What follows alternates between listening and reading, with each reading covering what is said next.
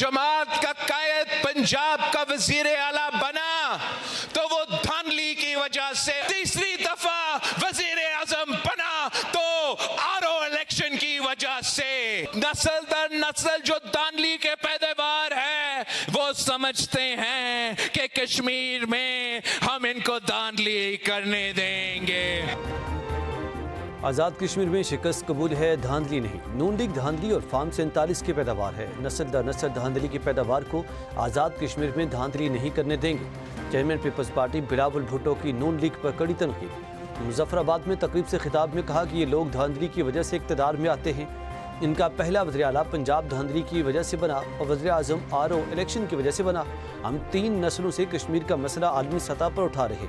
मुजफ्फराबाद में रहने वाले आपकी साजिश को नाकाम बना देंगे। सियासी मैदान में शिकस्त होती है तो उसे कबूल करने को तैयार हों, चोरी शुदा धांधली को कबूल करने को तैयार नहीं। क़यामत कब आ रही है? वज़ीर आला पंजाब मरियम नवाज का बिलावल भुट्टो और पीपल्स पार्टी के इल्ज़ामात पर रद्द अमल। एक्स पर पैगाम में कहा, बारीक वारदात की मास्टर माइंड पीपल्स पार्टी धांधली का रोना रो रही है।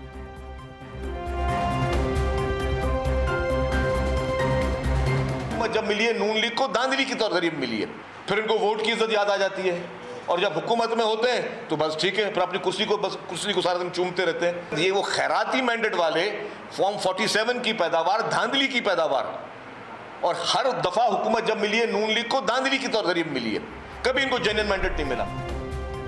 क़यामत 2024 में आ गई थी, ये आपने ही फॉर्म 47 का नशा बोल रहा है। सीनियर वजीर सिंध शर्जील इनाम मेमन का मरियम नवाज के बयान पर रद्द-ए-अमल। कहा कि 2024 में खैरात के मैंडेट बढ़ रहे थे, नून लीग उसी धांधली की पैदावार जमात है। ऐसे लगता है बिलावल भुट्टो किसी की नकल उतार रहे हैं। वज़ीर इत्तलात पंजाब अज़मा बुखारी की न्यूज़ कॉन्फ्रेंस। कहा, आज़ाद कश्मीर की आवाम ने वोट के जरिए अपना फैसला किया, आवाम ने तरक्की और जिद्दत को वोट दिया। पीपल्स पार्टी बताए कि कराची में ट्रांसपोर्ट सिस्टम क्यों नहीं, कचरा क्यों नहीं उठाया जाता, जो ये नहीं बता पा रहे सिंध में क्या कारकर्दगी है, वो कश्मीर को क्या बताएंगे। ये अपने घर लाड़काना की हालत नहीं बदल सके, शर्म की बात है। आज़ाद जम्मू कश्मीर इलेक्शन कमीशन ने मीरपुर डिवीजन के 13 इंतहाबी हलकों से कामयाब उम्मीदवारों का नोटिफिकेशन जारी कर दिया। LA1 मीरपुर 1 से अजहर सादिक, LA2 मीरपुर 2 से चौधरी कासिम मजीद कामयाब करार, LA3 मीरपुर 3 से चौधरी यासिर सुल्तान, LA4 मीरपुर 4 से रुखसार अहमद कामयाब करार, LA5 बिम्बर 1 से वकार अहमद नूर, LA6 बिम्बर 2 से मोहम्मद रजाक चौधरी कामयाब, LA7 बिम्बर 3 से तारिक फारूक, LA8 कोटली 1 से जफर इकबाल मलिक कामयाब करार, LA9 कोटली 2 से उमैर नाइम, LA10 कोटली 3 से चौधरी यासीन कामयाब करार, LA11 कोटली 4 से मोहम्मद आसिफ, LA12 कोटली 5 से मोहम्मद रियासत और LA13 कोटली 6 से अयाज अहमद कामयाब करार पाए। Peoples party Mirpur division election में धांधली के सबूत सामने ले आई। पार्टी के मरकजी रहनुमा राजा परवेज अशरफ की प्रेस कॉन्फ्रेंस। धांधली के शवाहिद पर मबनी वीडियो चला दी। वीडियो में एक शख्स को बैलेट पेपर्स पर मोहरें लगाता दिखाया गया। राजा परवेज अशरफ ने कहा कि हमारे साथ इंतखाबात में ज्यादती हुई, हमारे उम्मीदवारों ने चीफ इलेक्शन कमिश्नर के सामने मुतालबात, उन्हें मार कर भगा दिया गया। मशरक़ वस्ता में नया महाज खुल गया। सऊदी अरब की अपनी तेल तनसीबात पर ड्रोन हमलों के बाद इराक में जवाबी कार्रवाई। अमरीका और सऊदीया के मुश्तरका फ़ज़ाई हमलों में ईरान नवाज मलेशियाओं के मखसूस ठिकानों को निशाना बनाया गया। इराक के नीम फौजी ग्रुप पॉपुलर मोबिलाइजेशन फोर्सेस के 20 एहलकार हलाक और 32 ज़ख्मी हो गए। सऊदी वज़ारत दिफा के तर्जुमान ने कहा कि मुसल्लह अफवाज ने इराक में इन अहदाफ को निशाना बनाया जो सऊदी अरब की अहम तेल तनसीबात में हमलों में मुलविस अनासर से मुंसलिक थे। कुवैत की सऊदी तेल तनसीबात पर इराकी हमलों की मज़म्मत। अमरीका और सऊदीया के मुश्तरका फ़ज़ाई हमलों में हेडक्वार्टर्स निशाना एहलकार मारे गए। इराक के नीम फौजी ग्रुप पॉपुलर मोबिलाइजेशन फोर्सेस की तस्दीक, जबकि कहा कि जनूबी इराक के सूबे बसरा में PMF के हेडक्वार्टर में धमाका हुआ। हमलों में 4 एहलकार ज़ख्मी भी हुए। अमरीकी और सऊदी हमलों के बाद इराकी वज़ीर आज़म ने काबीना का हंगामी इजलास तलब कर लिया।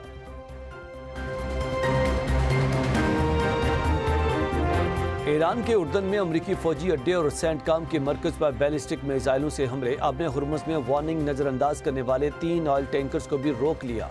امریکی سینٹرل کمانڈ نے تصدیق کی کہ پاسداران انقلاب نے اردن میں امریکی فوجی اڈے کو نشانہ بنانے کے لیے متعدد بیلسٹک میزائل داغے۔ امریکی دفاعی نظام نے تمام میزائل کامیابی سے فضا ہی میں تباہ کر دیے۔ یمنی حوثیوں کا بحر احمر میں سعودی آئل ٹینکر پر بیلسٹک میزائلوں سے حملہ۔ حوثی ترجمان کے مطابق ٹینکر نے اعلان کردہ بحری ناکہ بندی کی خلاف ورزی کی۔ حملے کے بعد آئل ٹینکر کو راستہ تبدیل کر کے واپس لوٹنا پڑا۔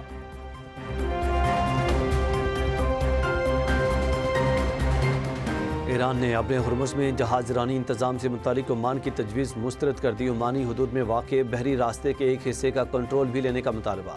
ایرانی نائب وزیر خارجہ کاظم غریب آبادی کہتے ہیں اگر اپنے ہرمز کو پہلے والی صورتحال پر واپس لایا گیا تو ایران کی فتح مکمل نہیں ہوگی۔ عمان نے تجویز قبول نہ کی تو اپنے ہرمز بند رہے گی۔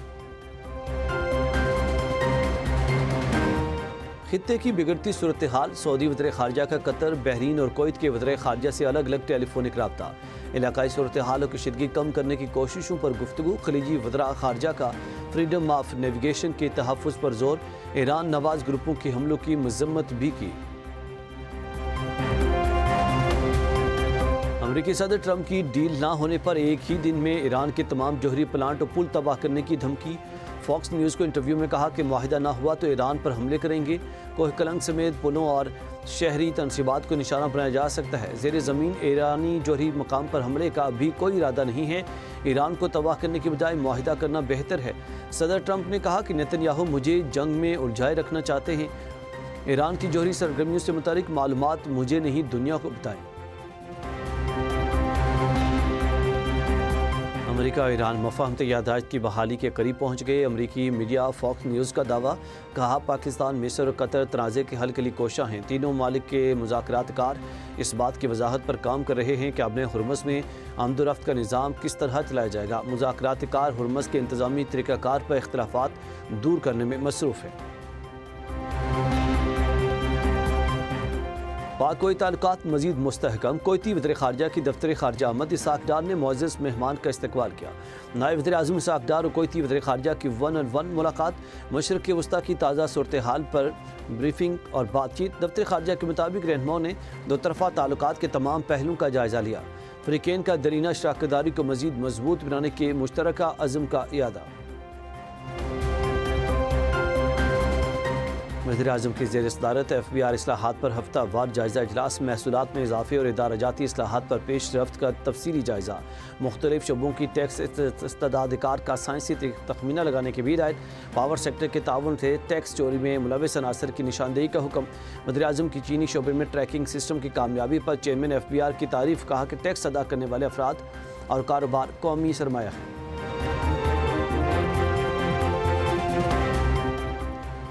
وزیر اعظم شہباز شریف کی روزگار کے مواقع بڑھانے کے لیے جامع حکمت عملی بنانے کی ہدایت۔ وزیر اعظم سے chairman youth programme Rana Mashhood Ahmad Khan کی ملاقات۔ یوتھ پروگرام منصوبوں سے متعلق پیش رفت پر بریفنگ دی۔ وزیر اعظم نے کہا کہ نوجوانوں کی تعلیم اور پیشہ ورانہ تربیت اولین ترجیح ہے۔ نوجوانوں کو AI اور ڈیجیٹل مہارتوں سے آراستہ کرنا ضروری ہے۔ ہنرمند افرادی قوت معیشت اور صنعت کے لیے کلیدی اہمیت رکھتی ہے۔ تعلیم یافتہ اور ہنرمند نوجوان روشن مستقبل کی ضمانت ہیں۔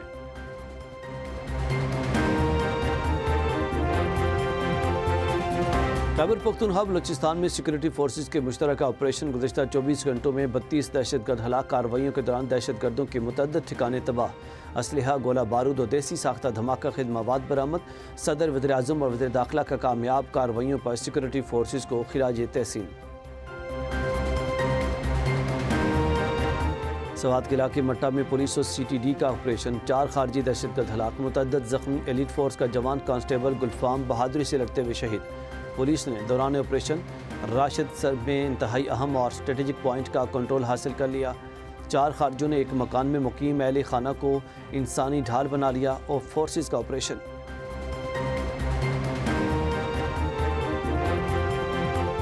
بلوچستان کے علاقے بارکھان میں مسلح افراد کی پولیس گاڑی پر فائرنگ۔ DSP رکنی مرید بگٹی شہید، جبکہ SP بارکھان عبدالحق کے مطابق DSP مرید بگٹی کے علاقے میں گشت کر رہے تھے اور وہ بے مثال شجاعت، فرض شناسی اور قربانی کی لازوال تصویر تھے۔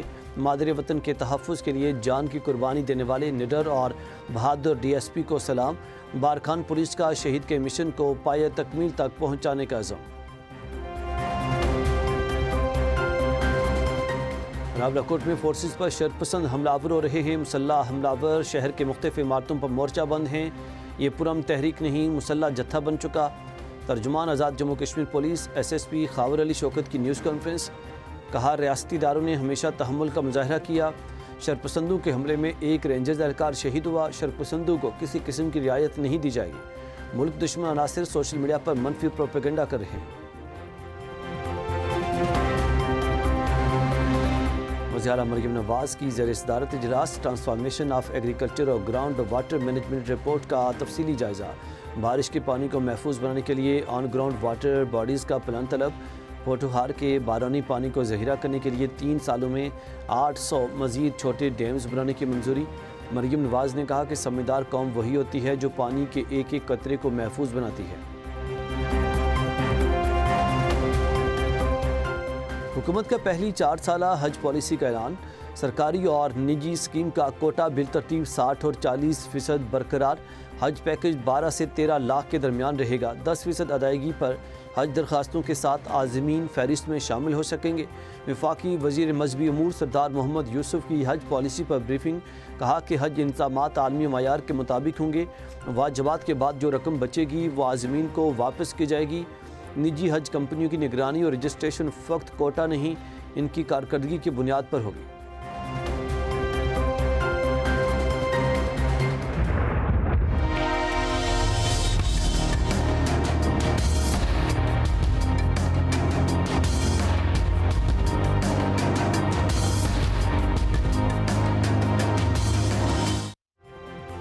مونسون بارشوں کے نئی طوفانی اننگز کا آغاز، اسلام آباد، راولپنڈی سمیت ملک کے کئی حصوں میں بادلوں کی زوردار انٹری۔ موسلادھار بارش نے گرمی کا زور توڑ دیا۔ ٹھنڈی ہواؤں سے موسم کی رنگینی میں مزید اضافہ، شدید بارش سے نشیبی علاقے زیرآب، جڑواں شہروں اور لاہور میں اربن فلڈنگ کا خدشہ۔ فیڈرز ٹرپ کرنے سے کئی علاقوں میں بجلی کی ترسیل معطل، پہاڑی علاقوں میں فلیش فلڈنگ اور لینڈ سلائڈنگ کا خطرہ۔ 31 جولائی سے 2 اگست تک سندھ میں بھی مزید بارشوں کی پیشگوئی۔ پیٹرولیم مصنوعات کی قیمتوں میں یومیہ رد و بدل، پیٹرول 1 روپے 63 پیسے، ڈیزل 1 روپے 55 پیسے فی لیٹر مہنگا۔ پیٹرول کی نئی قیمت 335 روپے 81 پیسے، ڈیزل کے 388 روپے 38 پیسے فی لیٹر۔